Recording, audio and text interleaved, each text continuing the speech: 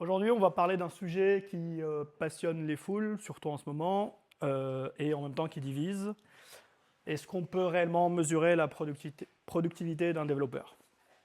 Question ouverte, très facile. Petit disclaimer, je prépare ce talk-là dans une espèce de série de plusieurs talks pour Lyon RB, où le premier, ça serait parler autour de la productivité, ce que ça veut dire. Le deuxième, ce que c'est qu'un product engineer, on entend souvent parler. Et un troisième qui serait comment maintenant influencer une équipe ou une organisation. Alors sans venir avec des recettes miracles ou quoi, mais juste raconter mon expérience, ce que j'ai pu apprendre et les erreurs que j'ai faites et pas faites sur le sujet. Alors, est-ce qu'on peut mesurer la productivité d'un développeur? Eh bien, Fowler a tranché, il a dit non en 2023. 2003, pas 2023. Voilà. Allez, merci, c'est terminé. Bisous. Il n'y a pas de sujet, on ne peut pas. Et plus sérieusement, c'est un sujet qui est intriguant, qui est intéressant, parce que dès qu'on en parle, ici, c'est un commentaire sur LinkedIn où quelqu'un s'enflamme, suite à la publication de ce même sujet du coup, que j'ai fait ailleurs. Les réactions sont tout de suite super vives. On a l'impression que c'est un sujet très... ça devient de la religion, là, à force. Et du coup, c'est marrant. Alors moi-même, j'ai une relation particulière à la question, enfin pas particulière, mais en tout cas, je me suis beaucoup questionné depuis 15 ans où je travaille de manière professionnelle sur le sujet, et j'ai longtemps cherché à quantifier ma productivité.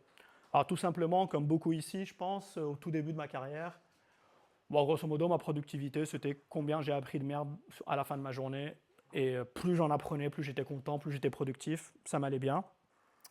Puis j'ai eu ma petite période de monter une petite boîte, freelancing, mélangeons le même sujet, où grosso modo, je vendais mon temps, que ce soit solo ou avec des gens. Bah pareil, productivité égale chiffre d'affaires. Je voyais combien j'avais facturé à la fin du mois, à la fin de l'année sur mon bilan, productif, pas productif. C'était assez facile. En 2016, j'ai eu la chance de rejoindre une petite boîte qui s'appelait Capitaine Train, où là, je me suis retrouvé avec une trentaine d'autres ingés beaucoup plus brillants que moi. Je codais pas énormément par rapport à avant, et j'ai vécu ici l'espèce de gros... J'ai pris une grosse claque, pour moi c'était un gros syndrome de l'imposteur. Mais en fait, je suis une merde, je vaux rien, je ne connais rien, j'ai passé des années à apprendre des choses, mais en fait, je suis incapable de faire quoi que ce soit. Là, j'ai vécu le rachat de Trainline, qui a racheté Capitaine Train, où là, je suis passé d'une boîte où on était une trentaine, quarantaine de devs solides à 400 devs et énormément de managers en 2 ans. Et là, la mesure, je me suis fait mesurer par mon activité sur Jira. Plus j'avais des tickets Jira qui étaient fermés entre guillemets par moi-même ou auxquels je contribuais, plus j'étais productif. Donc ça me rendait fou. Et ensuite, le Covid est passé par là. Comme pour plein de gens, c'était l'occasion de monter une boîte. Hein, on s'est tous un peu emmerdés. Donc je démarre une nouvelle boîte. Et là, comme toute personne qui démarre une nouvelle boîte avec des gens, plus j'étais vert sur mon GitHub, plus j'étais content parce que j'étais en train de démarrer ma boîte, donc c'est cool.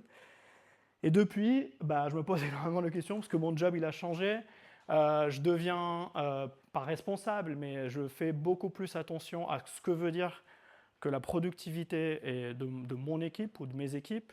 Des gens me payent au-delà de mon job principal pour les aider dans leurs équipes à devenir plus productifs, plus efficaces. Et donc le sujet m'a toujours questionné depuis toujours. Et en fait, c'est un sujet qui est à la fois ultra vieux, on en parle depuis les années 70 avec le livre de Mythical Man Month, où on parlait déjà du 10x Engineer. Ça date d'aussi longtemps que ça. Et encore plus récemment, alors tous les magiciens de l'IA qui sont devenus beaucoup plus productifs grâce à l'IA en tant que développeurs parce qu'ils ont installé Cursor et je sais pas quoi. C'est pareil, qu'est-ce que ça veut dire ces gens qui sont tous devenus 10 fois plus productifs? Donc le sujet ne s'arrêtera jamais, et dans un monde post-Covid où on a vécu cette pression des coûts, l'argent ne coule plus à flot dans le monde de la start-up tech, etc. On a vécu toute une période avec un paquet de layoffs où des gens coupaient littéralement 15% de leurs ingés et puis tout allait bien au final, ça questionne. L'IA maintenant, encore une fois, hein, on le voit de plus en plus, et on veut des chiffres, on veut mesurer des choses. Et pourquoi en fait? Parce que on a besoin de savoir où va notre temps, comment on investit l'argent, Dans les boîtes tech, les équipes d'engineering, souvent, c'est celles qui coûtent le plus cher en comparaison avec les autres départements, on va dire. Donc on a besoin de savoir à quel point ces investissements sont rentables ou pas. Aussi, entre justifier des salaires entre différentes personnes, de différentes équipes, et ainsi de suite. Les raisons sont rarement techniques, souvent, de ce que j'observe de mon côté, de ce que j'ai pu lire aussi sur la question. Et c'est souvent pour des raisons économiques, managériales et même politiques au sein des organisations. Et c'est là que les dérives commencent, et c'est là où on cherche forcément des choses à mesurer, et on cherche des métriques qui soient simples, mesurables, et on mesure ce qu'on peut, mais pas vraiment ce qui compte. Je pense que vous connaissez tous ce raccourci, il n'y a pas besoin d'en faire des caisses. On est tous passés par des organisations, des boîtes où plus il y avait de tickets, plus il y a de la valeur. En tout cas, ça existe encore, hein. Du coup, ce n'est pas quelque chose qui a disparu. On sait que c'est faux parce qu'on sait que certains tickets ne serviront jamais à rien. D'autres, au contraire, font gagner des semaines et des semaines de travail et c'est génial. Et la valeur, en tout cas clairement, ne se compte pas en volume. Je pense qu'on le sait maintenant. Mais bien évidemment, ces chiffres sont toujours c'est tentant de mesurer des choses faciles. Ce sont des proxymétriques, comme on dit. C'est facile à extraire, mais ça peut être très très dangereux d'avoir ça comme objectif. Le nombre de lignes de code, combien on a fermé d'issues par semaine, par cycle, par sprint, les story points, machin, enfin, mettez ce que vous voulez dedans. On a tous à peu près dans nos organisations vécu où on vit des métriques un peu de ce genre-là. Mais quand ça devient un objectif, là, ça devient un peu dangereux. Alors, revenons un peu aux fondamentaux de nos métiers. À quoi sert notre travail ? Pourquoi on est là? Et pour répondre à peu près tout simplement en disant on est là pour créer de la valeur. Et du coup, quelle valeur? Pour qui? Comment? Et ne pas répondre à cette question, en tout cas ne pas réussir à répondre à cette question au sein d'une petite équipe, hein. Quand je parle d'équipe, je parle d'une équipe de 5 personnes. Et à quoi sert de mesurer une productivité? Parce qu'on ne mesure pas à quoi on sert. Si on modélise notre job comme ça, et le comme ça, c'est quelque chose que j'ai piqué à Ken Beck dans un papier qu'il a coécrit récemment, justement suite à la sortie d'un framework de McKinsey l'été dernier qui prétendait avoir inventé une nouvelle manière de mesurer la productivité des développeurs, etc. Ça a fait tout un bazar sur les internets. Comment on taffe en fait? On commence par faire un effort de planification, de code, pour faire quelque chose. On décide, on veut faire quelque chose. De cet effort-là, grâce à cet effort, on livre du tangible, on produit du code, on produit des designs, de la documentation, enfin des plans, peu importe. Et grâce à ce qu'on a produit, nos clients, nos utilisateurs changent finalement leur manière, leur comportement sur nos produits. Bon, typiquement, les onboarding de nos users deviennent beaucoup plus fluides suite à une release d'un bout de code, d'un nouveau design, etc. Donc il y a un comportement qui change.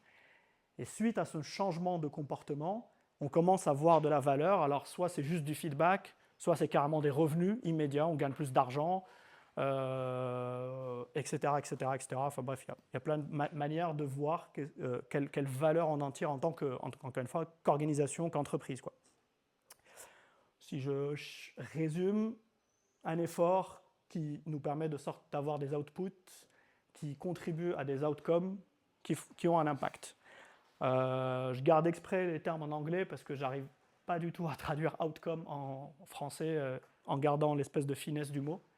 Mais je pense qu'on a tous croisé ce terme dans nos vies au quotidien.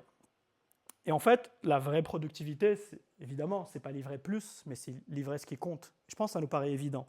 Et en fait, c'est ultra évident en fait. Qui connaît un commercial qui mesure sa productivité par le nombre d'emails qu'il a envoyés par semaine? Pourtant, en fait, en le disant, ça fait sourire tout le monde, mais pourtant, nous, un paquet d'équipes chez nous, dans le software engineering, c'est comme ça qu'on se mesure. Pourquoi et comment? Je n'ai pas de réponse. Mais clairement, quelqu'un dans un autre métier type commercial, la mesure de son impact, elle est assez claire.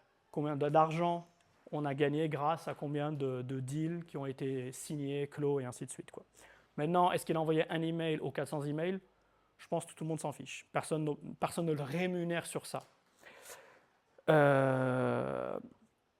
En fait, pour nous, c'est plus compliqué parce qu'on travaille sur quelque chose qui est intangible, pas aussi tangible en tout cas qu'un closing, qu'une signature sur un document, et surtout que l'effet ou cet impact peut des fois mettre beaucoup de temps avant d'arriver.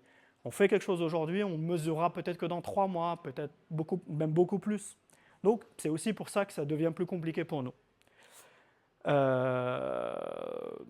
Donc voilà, c'est un problème et l'impact est toujours plus difficile à mesurer. Souvent, on se retrouve dans des équipes où il n'y a pas toujours des métriques qui mesurent cet impact-là clair, il n'y a pas un feedback clair.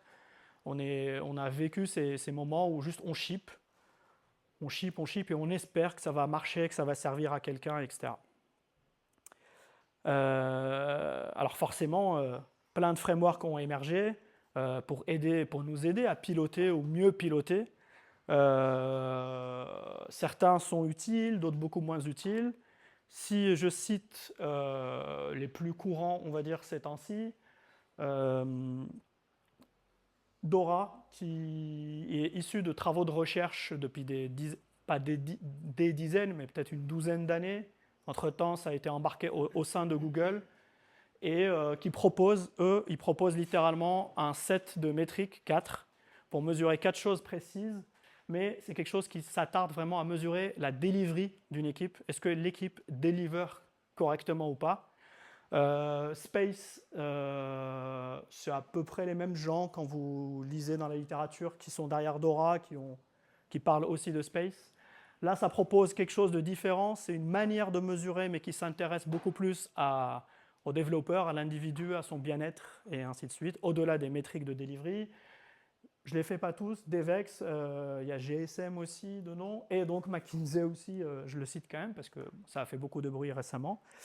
Bon, tous ces trucs-là mesurent plein de choses. Ils ont tous une utilité différente. Je ne dis pas que ça ne sert à rien. Certains, je les implémente moi-même.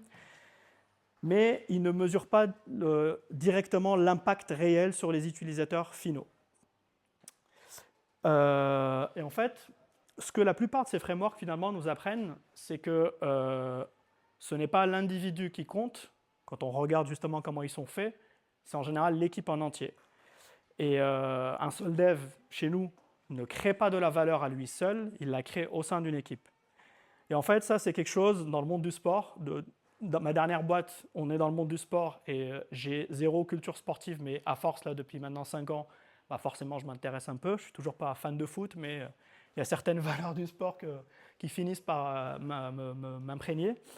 On sait, en fait, dans le monde du sport, que la performance individuelle ne permet pas de prédire, je parle des sports collectifs, bien évidemment, ne permet pas de prédire la performance du collectif.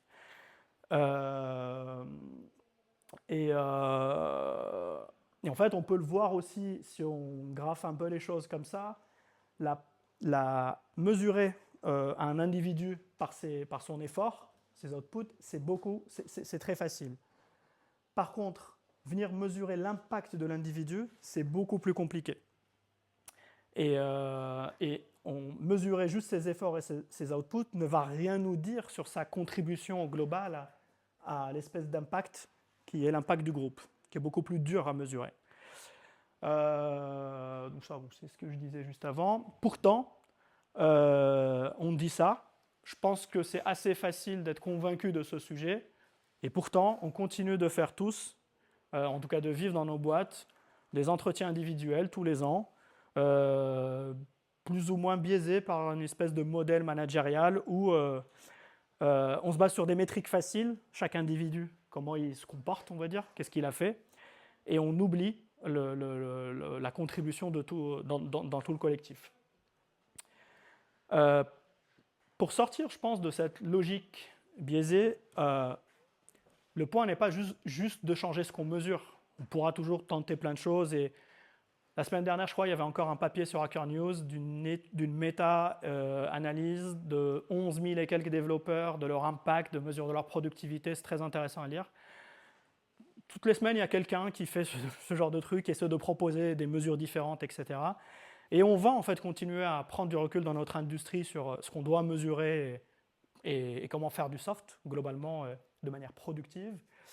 Mais en fait, ce qu'il faut, je pense, beaucoup changer, c'est notre posture. Ce n'est pas juste une question d'outils ou de métriques, mais vraiment notre état d'esprit à nous, contributeurs individuels, justement. La posture d'un dev productif, selon moi, et pas que moi, mais plein de gens, qui crée de l'impact, donc parce qu'il est productif, il crée de l'impact, c'est s'attacher être curieux et s'attacher toujours au problème qu'il est en train de résoudre. Ne jamais juste s'acharner sur les solutions sans même savoir le pourquoi on est en train de faire ça. Avoir cette espèce d'esprit critique pour ne pas exécuter de manière aveugle. C'est facile à dire, mais c'est très très très compliqué finalement à adopter comme posture. Ce n'est pas toujours évident. Bien évidemment, être autonome pour agir. Là aussi, c'est un autre sujet. L'autonomie, est-ce qu'elle existe ou pas? Comment l'obtenir? Comment l'installer au sein d'une organisation? Ça devient un vrai sujet pour lequel il y a des bouquins qui sont écrits. Et donc avoir un état, globalement, un product mindset, comme on peut lire un peu dans 2-3 bouquins, versus le IT mindset, où l'IT est toujours vu comme l'espèce de centre de coût dans plein d'organisations, et les gens de l'IT, ils exécutent, alors que dans d'autres boîtes, d'autres organisations qui sont plus produits, et ça ne peut pas être les devs, ce n'est pas un centre de coût, mais c'est eux qui sont censés être moteurs de la machine. Sinon, ces boîtes-là n'ont pas compris grand-chose. Et donc, pour faire un gros résumé de ce que je veux passer comme message à vitesse éclair aujourd'hui, c'est de dire que la productivité n'est pas synonyme de vélocité. Donc, tous les gens qui écrivent plus vite du code parce qu'ils utilisent des outils, etc., ils ne sont pas plus productifs, pas forcément. L'activité que nous avons au quotidien, ce n'est pas elle qui est liée à la valeur que nous produisons. Se concentrer sur l'impact et mesurer cet impact et chercher quelle est cette valeur, c'est le sujet. C'est ce qu'il y a de plus complexe parce que ça fait poser des questions qui sont très, très, très inconfortables. On a tous envie de se lever le matin, prendre un ticket, le tomber, et puis on n'en parle plus, la CI elle est verte, et puis c'est fini. Se questionner sur le pourquoi du comment, creuser, etc., et être en conflit avec d'autres personnes et débattre et tout, là c'est un autre sujet, et c'est cette posture-là qui est plus difficile à atteindre. Et les chiffres qu'on mesure doivent nous éclairer pour la direction qu'on est en train de prendre et pas surveiller quelque chose, surveiller qu'on tient un rythme, comme ce que je disais au tout début.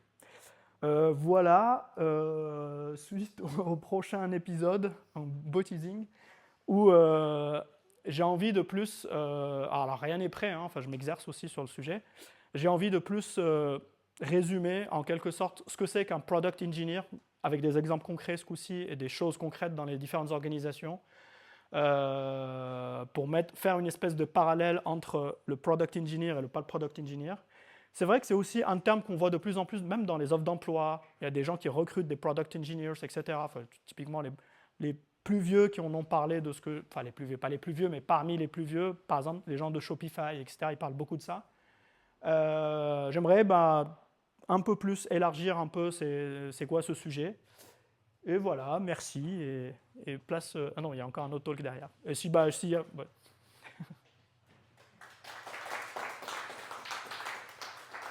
Ça, c'était juste pour la vidéo, pour faire le...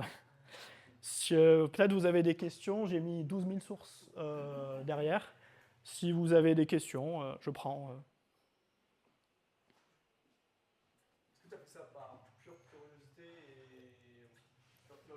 ou est-ce que tu as eu un besoin de pas rendre des comptes, mais de toi, comprendre comment fonctionne ton équipe, ou comment fonctionne ta boîte, ou ce genre de choses? J'imagine que pour une boîte petite, le calcul de la productivité a peu d'importance. C'est pas que par curiosité, c'est parce que je me suis retrouvé en difficulté. Si je prends les premiers vrais moments où... Alors le sujet, oui, j'y réfléchis, je lis des trucs, comme tout le monde, depuis 2009, il n'y a pas de problème. Mais le vrai moment où j'en ai chié, c'est quand, avec mes associés qui ne sont pas tech, je devais rendre des comptes, mais c'est même pas rendre des comptes dans le sens c'est mes boss, c'est juste arbitrer, prendre des décisions, et je me suis retrouvé dans cette position de Ah ouais, mais comment je leur explique en fait que faire sticker, ça veut rien dire par rapport à ça et bref, et qu'il suffit pas juste de mettre des gens autour de la table et on va plus vite. Et en fait, j'ai passé des mois à galérer, à ne pas avoir d'arguments.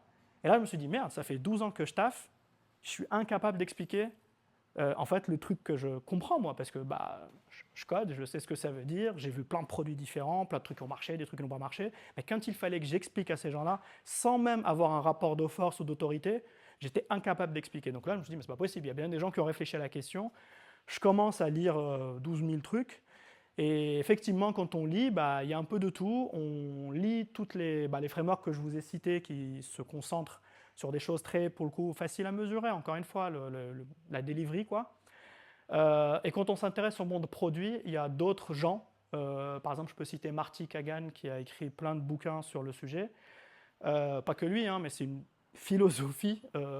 Et la manière dont et lui, du coup, justement, dans ses écrits, il vient pas avec, il n'y a pas un framework, hein, il n'y a pas une recette, mais juste il décrit. Lui, il a la chance de vivre au fin fond de la Silicon Valley, d'avoir vu depuis des années à peu près tout le monde. Et donc, juste, il décrit comment marchent, comment fonctionnent les petites équipes dans les boîtes qui nous excitent. On dit, oh, putain, ils sont géniaux, cela. Et il décrit qu'en fait, leur manière de fonctionner n'a rien à voir avec plein d'autres gens. Et ça peut faire la différence. Donc, c'est ce qui m'a questionné, c'est ce qui m'a envie de creuser encore plus. Et aujourd'hui, quand je débarque chez des gens, encore récemment, dans une petite boîte où ils sont 20 en tout, ils font beaucoup d'argent, une équipe de 6 devs et delivery toute pétée, en tout cas selon les boss. Et je suis appelé en pompier de putain, on a de la dette technique. Sauf qu'en fait, ce n'est pas de la dette technique qu'ils ont, c'est tous ces trucs-là qui, avec le temps, ont fait que leurs ingés se posent zéro question, délivrent des trucs qui, pour la plupart, ne servent à rien. Et en fait, personne ne se pose les questions de la valeur de ce qu'on fait. Et c'est ça qui m'a amené à creuser un peu plus ces réflexions et l'envie de partager, même si c'est un meetup purement Ruby, j'aurais dû et j'aurais pu parler de Ruby, de le partager à des devs qui sont très débutants, parce que j'aurais voulu que quelqu'un me raconte ça quand j'étais gamin, ou moins débutants qui, peut-être au bout de 10 ans, se posent toujours la même question, parce qu'il n'y a pas de réponse justement à ce sujet.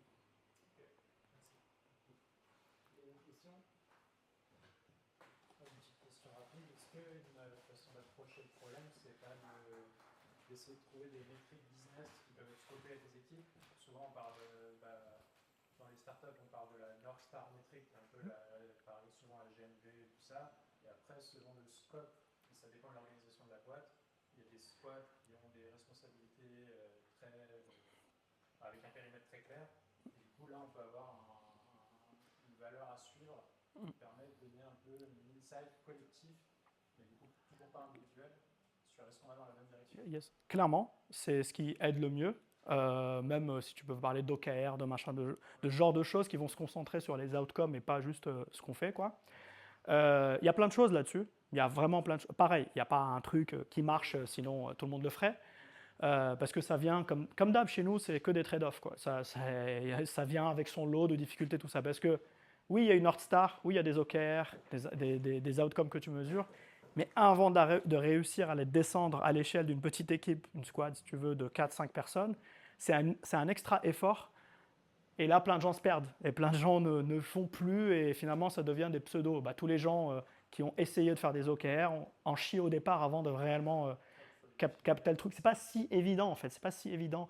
Et c'est ça un peu mon point. C'est cette espèce d'état d'esprit qui demande à tout le monde d'être dans un inconfort pour pouvoir justement mieux exiger qu'il y ait ce genre de métriques, ce genre de choses, et pas juste tomber dans le truc confortable de « Ah, bah, faut faire une feature, bah, vas-y, on va la faire, on a le cycle, on fait du shape-up, du machin, de tout ce qu'on veut, et puis terminé, c'est sorti, et plus personne ne regarde derrière. » Mais clairement. Merci. On en fait. Hop.